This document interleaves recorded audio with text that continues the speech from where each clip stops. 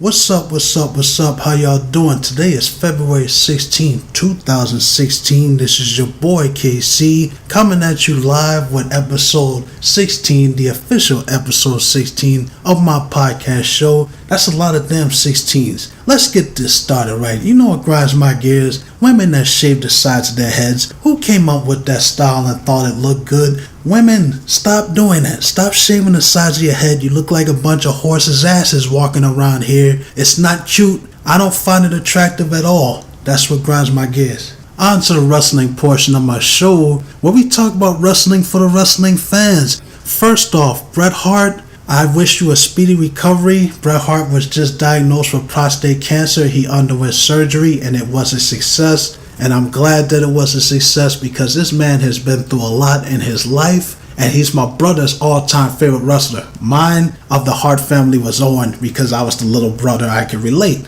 But Bret Hart is probably one of the best wrestlers to ever step in a ring. One of the best technical wrestlers ever. And I don't want to see any man go through this. And I'm just glad that he's doing good. He's lost a lot of his family. So he's a really strong man. I wish you a speedy recovery, Hitman. I want to talk about WWE, specifically NXT. And I wonder if people are really starting to notice what Triple H is doing by picking up some of the biggest stars from the indies. Doesn't this sound kind of familiar? Like how Vince McMahon was going to different territories back in the day and slowly killing the territories by bringing in some of the biggest names like Ric Flair from NWA and Ricky Steamboat and all those guys that came over to WWF in the early 90s and 80s. Triple H is doing the same thing to the indies. He's slowly killing the indies. I don't know if anybody's noticing that, but I noticed it offhand because you got AJ Styles and Nakamura from New Japan Wrestling.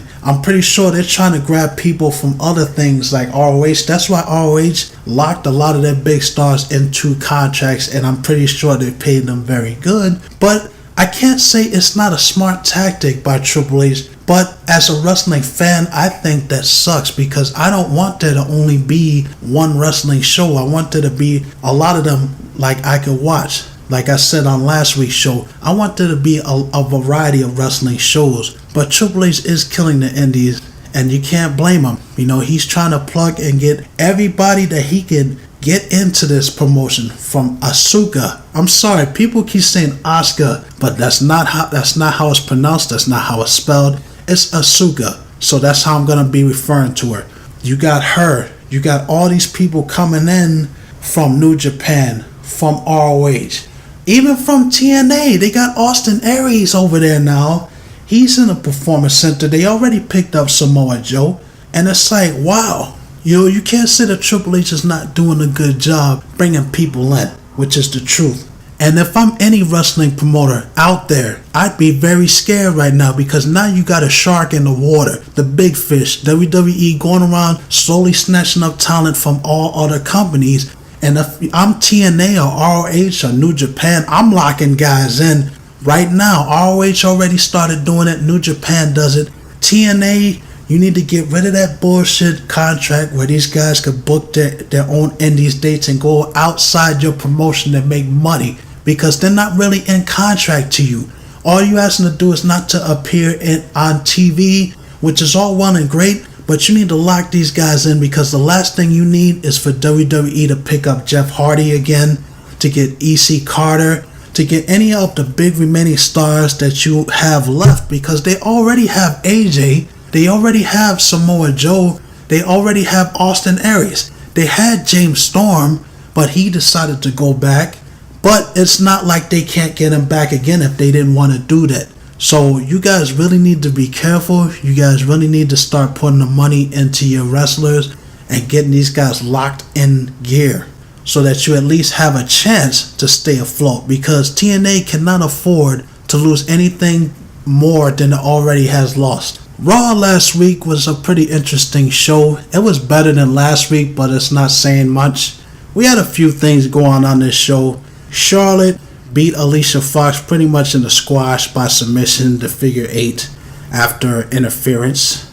We had Tamina go over on Becky Lynch, which I don't understand why they felt the need to beat Becky, let alone give Tamina the win over her because Tamina is one of the worst divas on the roster. She's not that good. She's not interesting at all. Why'd they feel the need to beat Becky? They didn't bury her.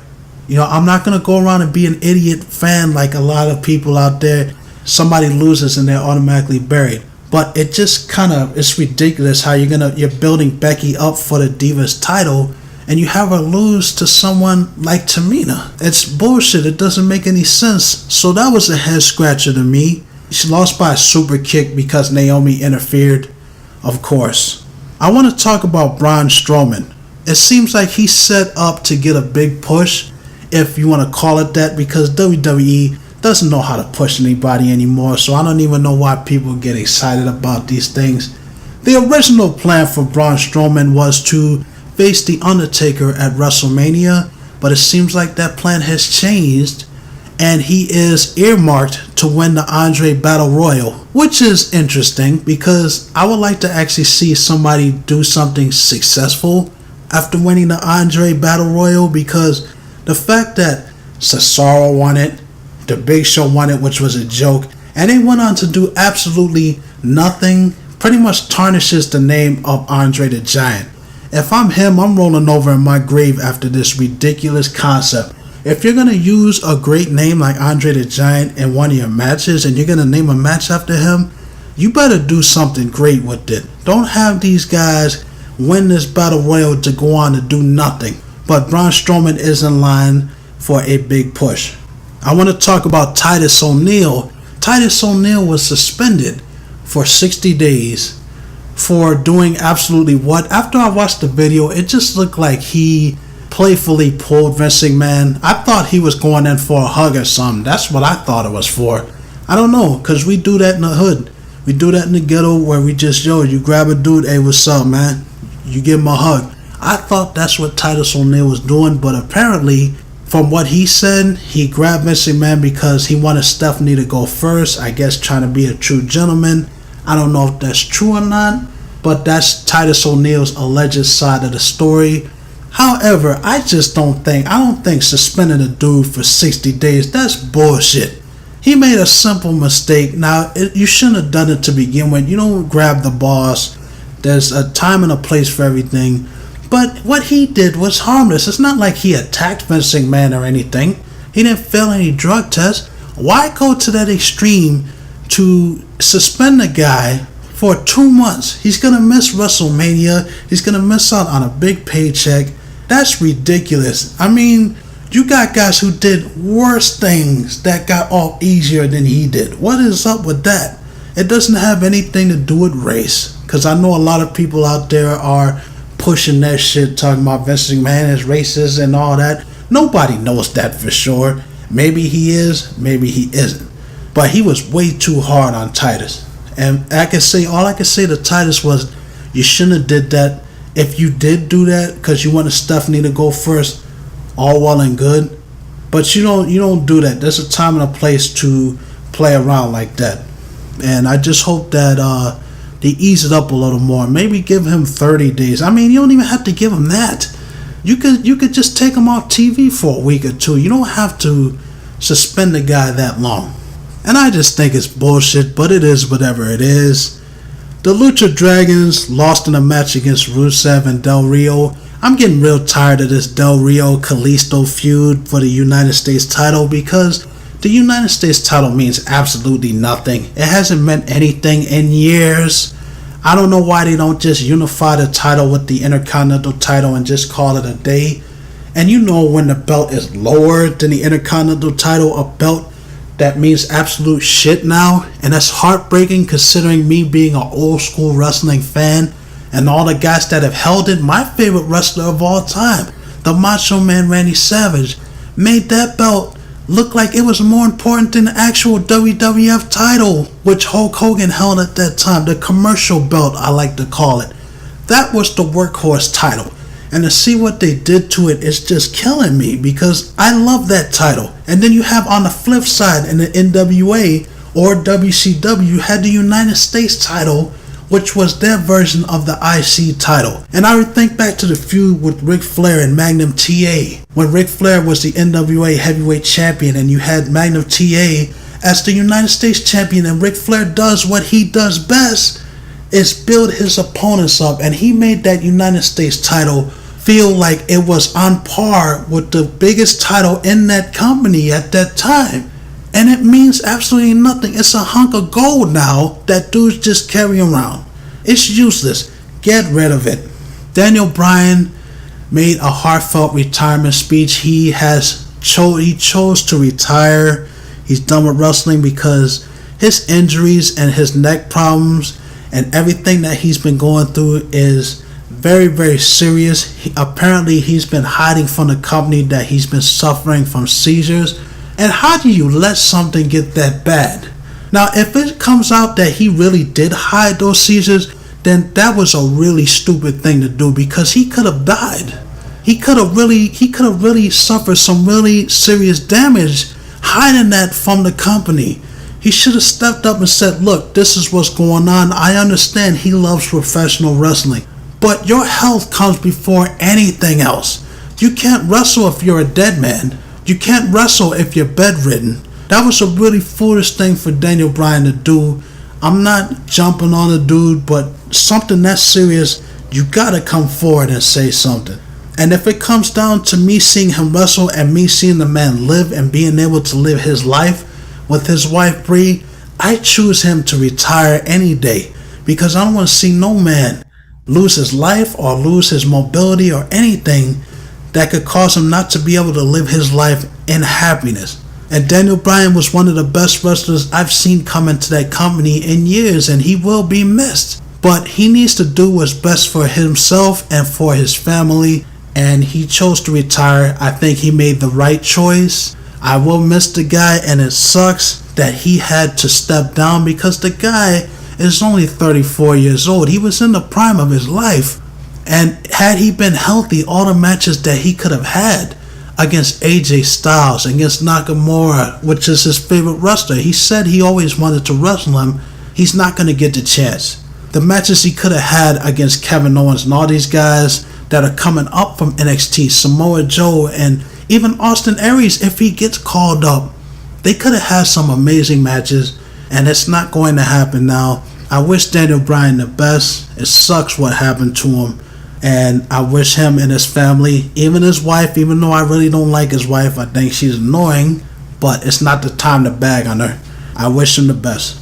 And last but not least, we had a match with the Dudleys teaming with the Usos against Mark Henry and New Day. I don't know what Mark Henry is supposed to be. Is he a good guy or a bad guy? Him and Big Show and Kane, I lost track of how many times these guys have been face and heel. Face, heel. I've never seen so many turns in wrestling in my life. What the hell are they supposed to be? Let's just call them tweeners, in-betweeners. They're not heels, they're not faces. They do whatever the hell they want. Kind of like Steve Austin back in the day. So we had the match go down. The Dudleys and the Usos win the match, only for the Dudleys to turn on the Usos and put them through tables. And I can't explain, and I can't tell you guys how happy I am to see that, because the Dudleys were always best as heels. They did their best work as heels, and I would like to see them input that Bully Ray character in there. You can't really do what TNA did, because you're gonna have to censor a lot of that stuff, because WWE is kid friendly and everything is censored and all that bullshit. So try to get what you can. I think the Bully Ray character can go far. And Devon, I don't know what they're going to do with Devon now. I mean, are they going to keep him a team? Are they going to break Bully Ray off by himself? Because if they do that, Devon is dead in the water. Because there's nothing for Devon to do if he doesn't team with Bully Ray or Bubba Ray, whatever you want to call him. Team 3D is what's best. You can have a heel Team 3D, because we have new teams that could come up, like Kaz and Enzo, that can go up against the Dudleys. You have all that stuff that you can do, and this is good. And this puts an end to that damn feud between the Usos and the New Day, because how many times can you possibly have the same teams go up against each other? I feel like they faced each other at least 10 times. At least 10 times in the past 2 months. How many freaking times are you going to do that? It's time to try something new. I'm sick of it. It's over. That's the good thing. Dudley's are heels. The end of this feud. Let's get some new blood in there. Kurt Angle is now taking indie bookings. His first match is going to be scheduled March 20th in Phoenix, Arizona at the Your Fight pay-per-view, UR Fight pay-per-view, and his first match is going to be against none other than Rey Mysterio. And no matter if these guys are older and more beaten up now, I still think that these two guys can go out there with the skills that both of them have, and they can have a good match or a great match. They might surprise us, but I think they have the ability to go out there and give the fans what they want. Also in this pay-per-view, 3 very interesting matches. Ken Shamrock versus Dan Severn in an MMA fight. I thought these two guys were finished. I guess not. Maybe they still got it in them. You got Chael Sonnen against Michael Bisping in a grappling match. Let's see how that's going to go. I think that'll be an interesting match. And this last one really got me because I never thought I would see this, but you have Roy Jones Jr. Yes, the former boxer Roy Jones Jr. versus any fan in the audience with $100,000 on the line if the fan could manage to beat him. So if you guys are interested in seeing this pay-per-view, you got to look it up, find tickets. If you can find it on the internet, remember that it's March 20th, Phoenix, Arizona at the Celebrity Theater. So check it out. One thing I've been thinking about since WWE insists on having these long drawn out 3-hour shows every Monday, this 3-hour format, since they keep insisting it, I think this is what they should do. They should give an hour of that show to the women wrestlers on that show. You got things going on between Charlotte and Sasha Banks and Becky Lynch and Tamina and Naomi and all them, and you could bring women up from NXT to fill in an hour. I think that would be a great idea of what to do with that hour. You can have the beginning hour of the show where you have all the other guys like Neville and Kalisto and all them wrestle. You can have the middle hour, which is for the women wrestlers only, or you can have the women at the beginning of the night, and then you could just have the regular 2-hour format and have the main event hour in the last hour of the show. If you cut out all that bullshit with the authority promos, nobody gives a shit about that. Let's freshen the show up a little bit. Give the women wrestlers an hour of that show. Let them go out there and have an hour to have great matches instead of giving them 15 minutes, instead of giving them 10 minutes or 5 minutes. Let's give them an hour and see if they can carry the show, because I believe that with Sasha and Charlotte and them, they can do it. That's the idea for you guys. Time for the video game portion of my show. This is for you gamers. When exactly is Game Boy Advance games gonna go to the 3DS? It's been years now. It can't be that hard to emulate GBA games to the 3DS. If they would do that and I could play Metroid Fusion and Zero Mission and Dragon Ball Z Super Sonic Warriors on the 3DS, I wouldn't have to track down a Game Boy Advance system in order to play that. That would increase the value of that handheld and make it that much more popular. Are you guys hearing me when I say this? I don't know what they're trying to do. I don't even know if they're even trying to get Game Boy Advance or even Game Boy games on the system. They got some of them, but you guys have a large catalog of games out there that people love that they can't play unless they pick up a Game Boy Advance, which is becoming harder and harder to find, or a DS Lite if they want to go that route. I mean, a lot of people don't want to emulate the games. They don't want to put it on their PCs and play it that way. They want to play it on the go, and they have to turn to tablets and phones, and they have to turn to the JDX, which is another tablet specifically for gaming. And it would just really be nice if you guys would bring GBA and Game Boy games to the 3DS. Make it happen.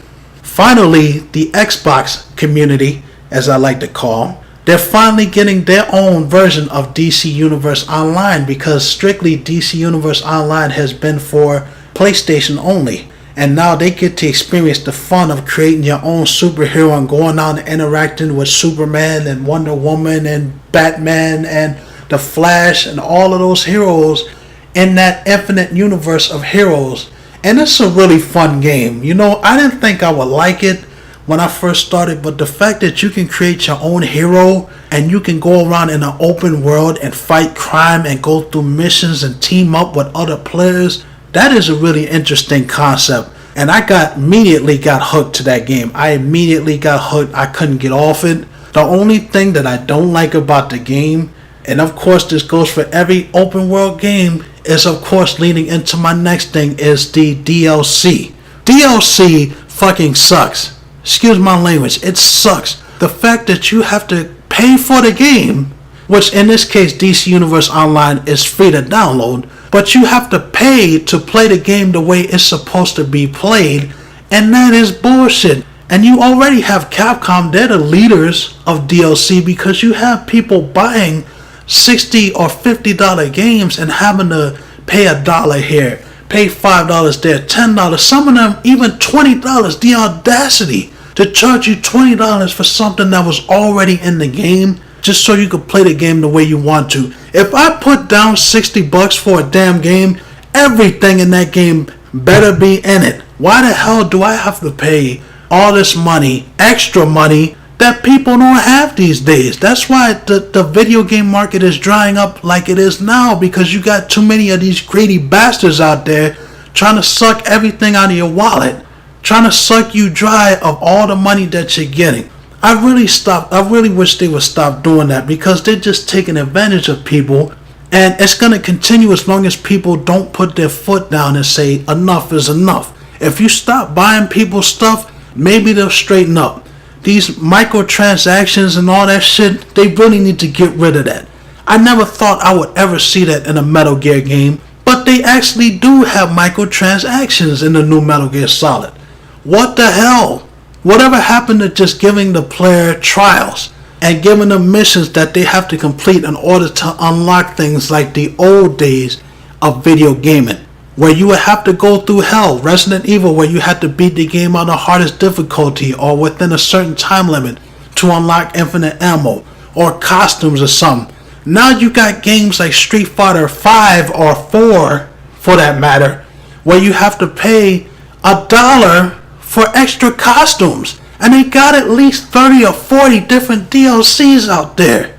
Capcom is sucking people dry of their money.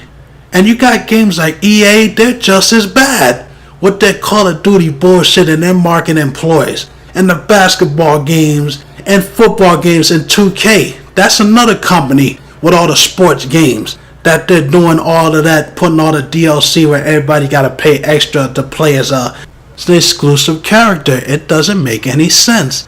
It doesn't make any sense, and it also kills the replay value for a gamer like me, because I don't want to go back through and play a game again when I could just buy the DLC and play the game the way it's meant to be played. It's bullshit, all this extra content. And they also have the nerve to charge people for harder difficulty. Hello, Mega Man 10, Mega Man 9, where they have the nerve to charge you for hero mode and superhero mode to make the game more difficult. Capcom is fucking retarded sometimes, the way that they make these decisions, and they wonder why they're not regarded as one of the best companies anymore. Seriously. It looks like Mighty Number 9 has been delayed once again. This game better be really good. I'm serious now, because this is the third time they've delayed this game already. I don't know if they're fixing bugs. I don't know if they're fixing the story. I don't know what the hell they're doing. But you're promising us a great game that's as great as Mega Man, or could be better. Who knows? It better be good, because now people are getting restless and it's getting ridiculous. The video game of the week is a game that you guys would probably never think a man like me would ever play, because I'm so manly. And that is the truth. But after sitting down and playing this game, it really is a lot of fun. It kind of reminds me of the Power Ranger games, the beat 'em up style games, the Double Dragon and Final Fight. Sailor Moon R is one of the funnest games I've ever played. When I was a teenager, to be able to play as Sailor Jupiter and go around and just beat the shit out of everybody and send electricity through shit, that is awesome. I love this game. Even though it's a game about a bunch of girls, pretty much a female version of Super Senshi or Power Rangers, even one you want to call it. It's really fun. Before you laugh at a brother, pick up the game and try it. I think you guys will have a lot of fun. They have a lot of the girls' powers in that game. And Sailor Moon is one of the most famous animes out there. Boys, girls, adults like that show. So give it a shot. If you like Final Fight and you like Double Dragon and all those types of games where you just go through and just mindlessly beat the shit out of enemies, this game is for you. And you'll thank me for it later. I finally got a chance to sit down and watch some more Dragon Ball Super, and I hang my head in shame because they did another stupid thing that just makes me scratch my head and wonder why they would do something this stupid. Now, I thought the whole point of Dragon Ball Super was to right the wrongs that Dragon Ball GT put out there in the world that made people hate the show. For instance, killing a major character like Piccolo for no reason at all, and he doesn't come back in any kind of way to help Goku or Vegeta, was absolutely ridiculous. It was stupid, right? So guess what Toriyama decided to do in Dragon Ball Super? I'll give you a few minutes to think about it. Can't think of it? He killed off Piccolo. He killed Piccolo. Why on this planet would you do that? It goes to the whole concept, or if you're not a Saiyan, you do not matter. You are irrelevant.